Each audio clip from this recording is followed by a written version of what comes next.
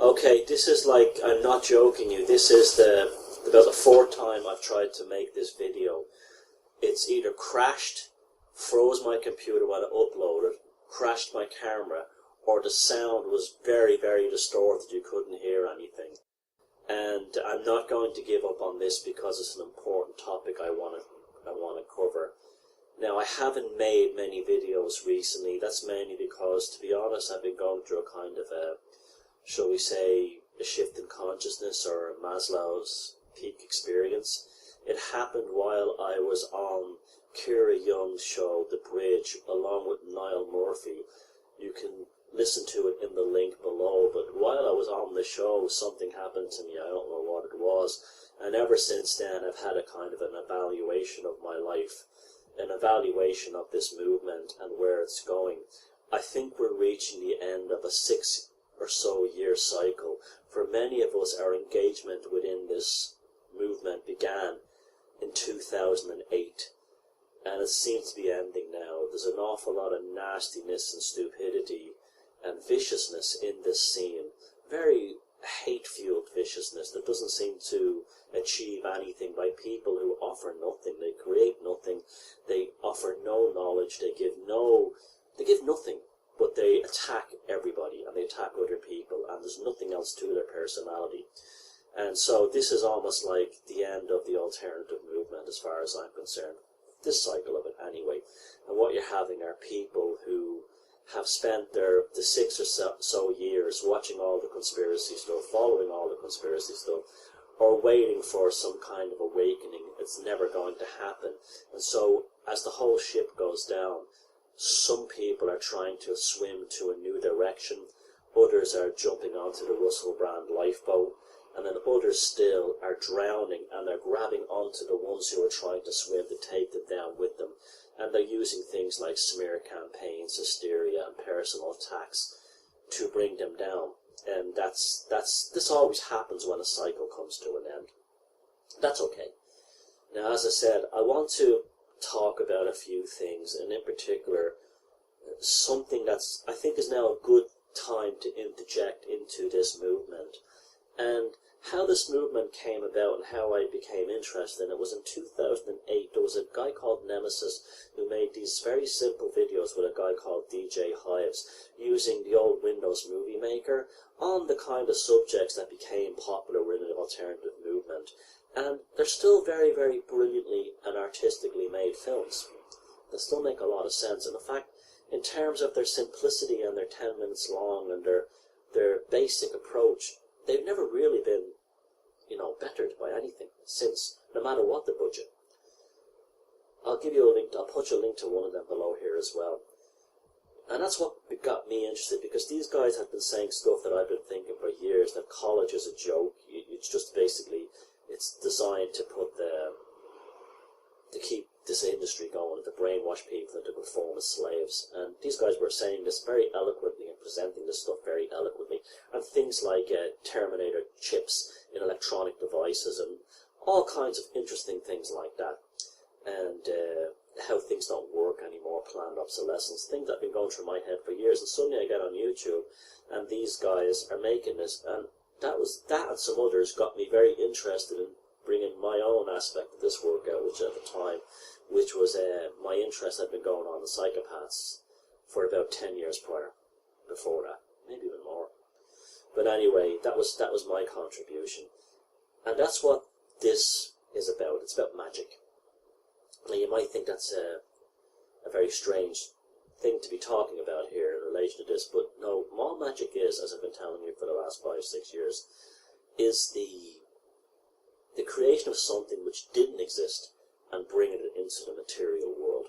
Everything from a piece of music, an idea, a house, anything that's constructed within the mind and brought into reality is an act of magic, and that's why it's called the art, because some people are better at that than others. They're more gifted at it than others. Now, there's a burden that goes along with this, the burden of creation, because there's no such thing as white and black magic. They're both working together in symbiotic, what shall we say, dynamic of flux that we always have to be careful of. and if you're not careful, your magic can often accidentally unleash the dark forces. This is why black magic is so popular with the elites, is because it gets instant results. It gets instant results, but it's also a loaded dice that can blow up in your face very easily. I want to talk about some popular people involved in magic, and you may know about, and give you examples of how and why their magic works, and the effect it has on consciousness, and also where things have gone wrong. Now, there are purposeful magicians, people who have magical training, people who are aware of what they're doing, and the actual real power of it. A good example of one of them would be Alan Moore, the comic book writer who you all know from V and Vendetta. The reason why people all over the world are wearing anonymous masks is because he created a magic spell that led to it. He's also created magic spells in his town of Northampton, where he's generated these things called clown flaps. Clown flaps are when, for no reason, people suddenly decide to dress up as clowns and walk the streets.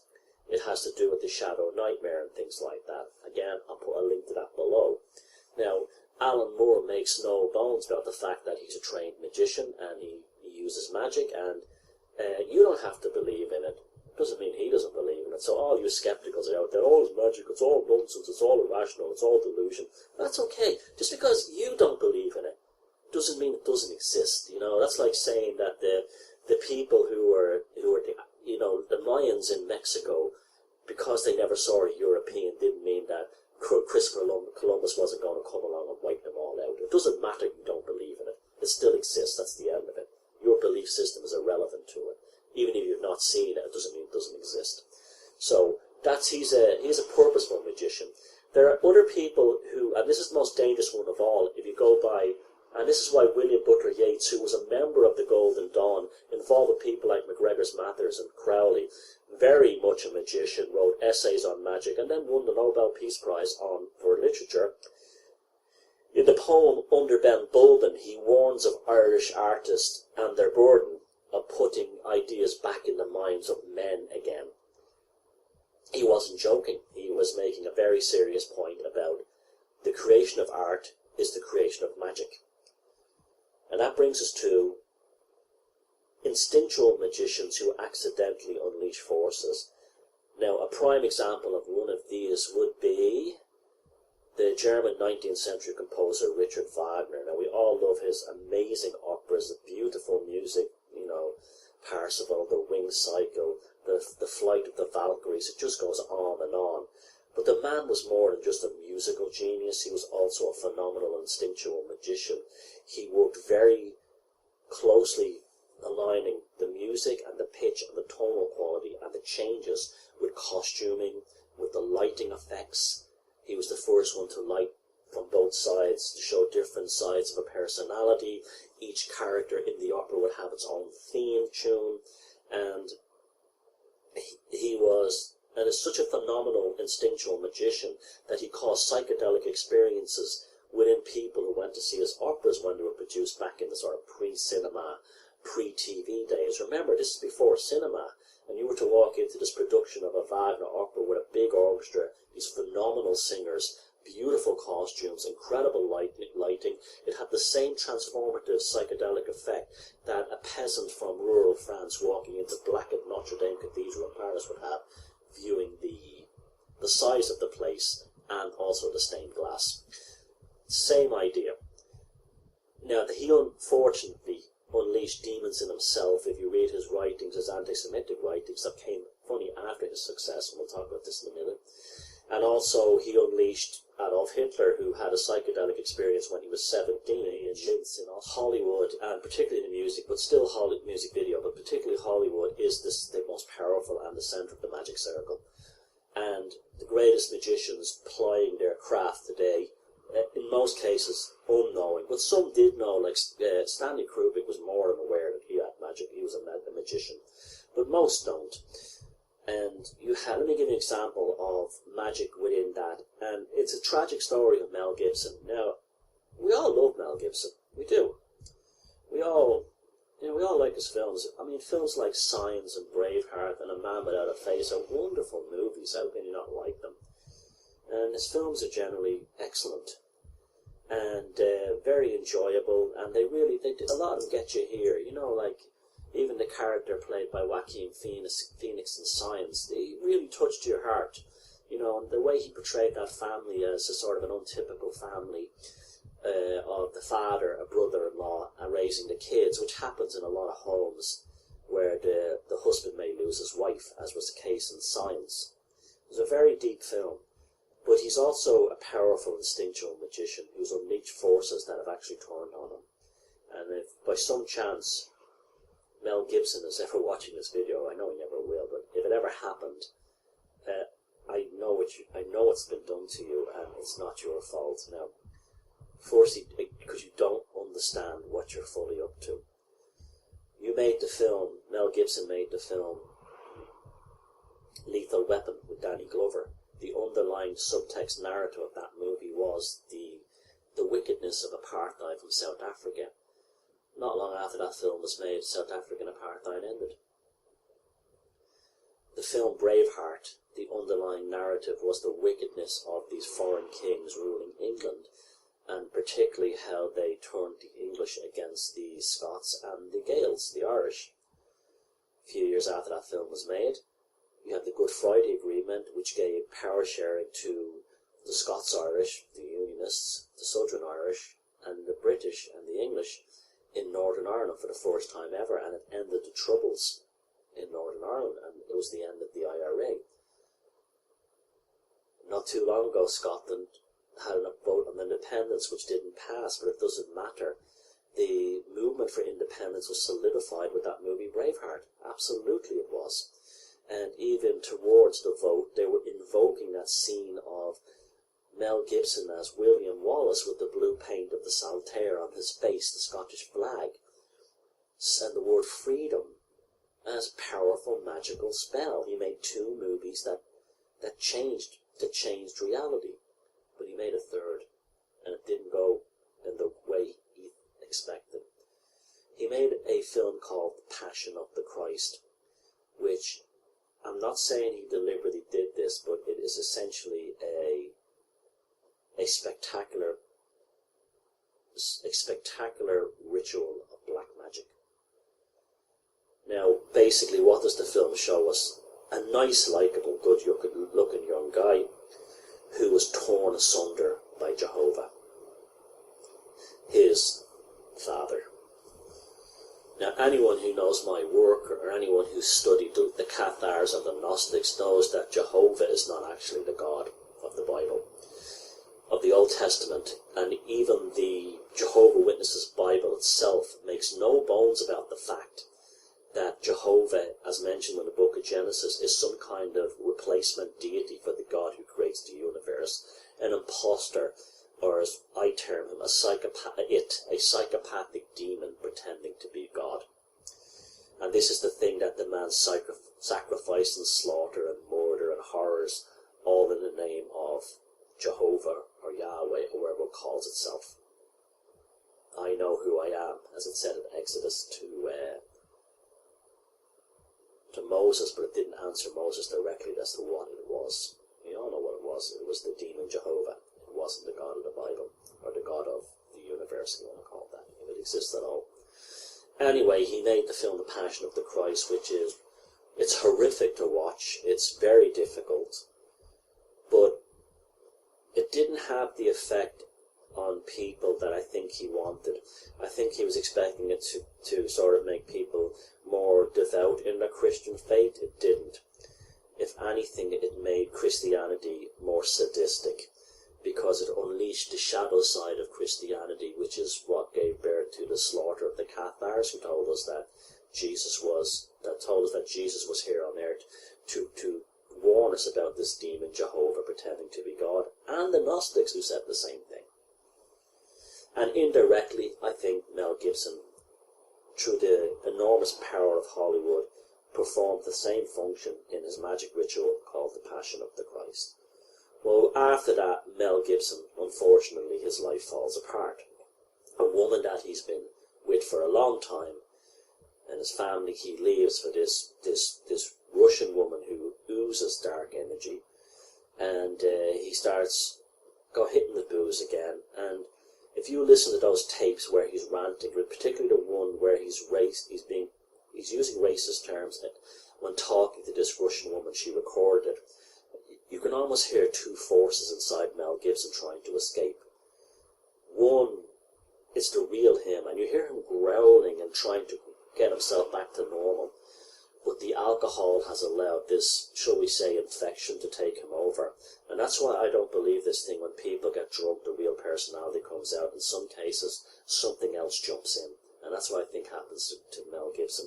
And I think he unknowingly unleashed the forces of darkness in that film, The Passion of the Christ, and launched him against himself. He woke Jehovah from the toxic rock from under which this monster sleeps. And this is why people like Whoopi Goldberg had said, I know the man inside out, he's not racist. This is why many Jewish people have stood up in Hollywood and says this guy is not a anti-Semite. We've known him for years. When he's drunk, he does not normally behave. He did not behave like this in the past. And this is the burden of the Magi. The burden of the Magi is to, once you become aware of the power of your work, and by God you will, believe me, you then have a burden upon you to modify that work. It doesn't matter what you do. You don't have to be a big shot Hollywood director. You could be a small person running an ad agency, or an artist, or a painter, an illustrator, a writer, it doesn't matter. You then have a burden to modify that story, that narrative, in such a way that you do not unleash unwillingly the dark forces. Because when you enter into the world of magic, what you do is you alert the demons of the mind, the demons of consciousness, the hordes of the black pit. And you can laugh all you want, but let me tell you, if you've been like me and you stared evil into the face, I can tell you it actually does exist. It is real. Evil is a real force on this planet. And I hope you never have to confront it face to face like I have, especially in 2012 when the earthly demons of the pit were manifested and mobilized against me, and they showed their true colours for what they are and who they worked for and what they worked for. And I knew it was happening, and because I had this kind of magical training, I was able to jump out for a while and understand what was going on. This is why you can laugh all you want. You could it was like the shaman in 2011 in Dublin said to me, the African guy, when he said to me, oh, psychopaths, I know what they are. They're the demon world trying to invade this world. And the problem with you Westerners is you refuse to believe in pure evil until you wake up one morning and it is staring you in the face. And by God, that Senegalese man gave me the greatest wisdom I probably ever heard in my life. And because it came to pass in my life. So this is what we're up against. This is what the forces are of darkness are like. They do exist, and we're all creative magicians in one sense or another. And we have an ability to modify this exchange of energy we have with reality. And this is why even when you hate somebody, you're giving a psychic attack on them. If someone pisses you off when you're on the bus or train to work or on the road to work, and you say, you're actually sending a psychic attack at them, and they could be a decent person otherwise, and you've hurt them. And that's what. And cultures all over the world, from the Chinese to the Native Americans, all invoke the evil eye by doing this. It's to protect you from psychic attacks. That's all it is. And you've got places like the Balkans, and you take an interest in Slavic magic. You go to places like Greece and parts of Turkey, Bulgaria. Believe me, they take this evil eye thing very seriously, because it protects against psychic attacks. If you're a famous celebrity and say you're hated by everyone, this could literally stop you from being blown to pieces from all the negative energy projected upon you. And that's all this and that means. It's the same thing with the number 13. So many people live in horror of their lives of the number 13. Number 13 is a lucky magical number. It's a number that exists outside reality. And it's 11 has the same effect as well. And it's a number that you're told to be afraid of because the elites use it for themselves. Remember that. They all use 13. They all do this. They all do this. And then they tell you, through their agents and through their hysterical idiots in the conspiracy field, that you should not do those things as they're evil. They're not evil. They're powerful. And they're powerful because they give them power. So why should they have it all for themselves? You have to understand, just necessarily because someone has a video where the music goes dun dun dun dun, and has Katy Perry doing this, doesn't mean that you know you're being attacked. It could be the other way around. She's actually trying to defend herself. And also the symbol of a single eye is a very powerful thing because it's also called a phosphene, a neurological form constant, just like the triangle and just like the 5-pointed star and the spiral. It's embedded within our subconscious. So if that hasn't shocked you all enough, I hope it has shocked you. I'm sure there'll be plenty of you from the Infinite Love Brigade and from the Bible Belt end of the conspiracy world calling me a Satanist and saying I'm in the league with the devil and the Illuminati. It doesn't make it true because it's not true. I'm just someone who's took the time to educate myself about magic and black magic and how it works, and it served me very well and has kept me alive. And it can keep you alive too as well if you know what you're doing. Instead of living in fear of these things, use what you can of them. As I said, it's a loaded dice and it's not for amateurs, and do not get involved in the dark side. If there's one message in this video I would tell people is do not get involved in black magic that is purposefully and deliberately put out there as black magic, because your soul will be torn asunder and you will never get it back. This is the purpose of someone like Dennis Wheatley. He wrote all those books like To the Devil a Daughter and The Devil Rides Out, and all the other books he wrote, and even Colin Wilson was warning us that black magic gets easy results. It can bring you tremendous power very quickly, but it comes with a price.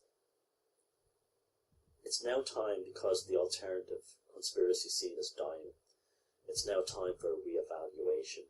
And the reevaluation is to look at all the things they told us, specifically in terms of symbolism and magic. A lot of that phobia came out of the fact that the conspiracy movement in particular was based on the US Bible Belt and things like the Posse Comitatus and these other Christian identity cults back in the 1980s and 70s, who, although they did some good work in exposing the globalists, were still Christians, and therefore they were infected by Jehovah. They wanted a biblical solution. The Bible is not our book. We are European peoples, and it's not the book for people outside the Middle East. So it's not for Europeans, it's not for people of African heritage, it's not for people of Native American or Aboriginal heritage. This is why we have all these missionaries all over the world trying to infect Native and Indigenous people with the demon Jehovah. So thank you for your consideration. Have a think about what I'm saying. Look at the links below and be careful. For God's sake, just be careful. Because there are when I say God, I'm not talking about Jehovah. For Odin's sake, for Thor, for Siv, for Freya, for Luke, for Bales, for Breed, for their sake and for our sake, be careful. Because the world that you think you live in is a chimera or a fantasy or a mirage created by black magic psychopaths to trap you into. And often the things they tell you are the demons that are there to trap you will sometimes, and this is because this is part of their black magic, contain the seeds of liberation in which you may also find your salvation. So, thanks very much.